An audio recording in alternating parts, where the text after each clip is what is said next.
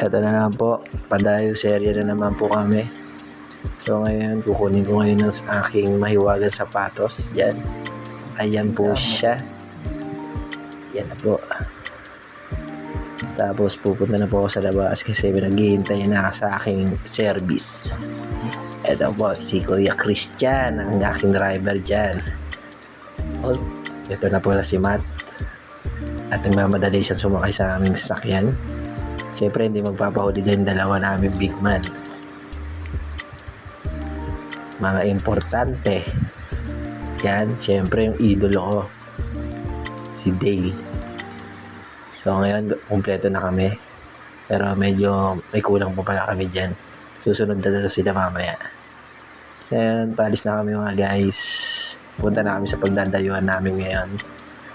So medyo malayo-layo. Ito, pasok na kami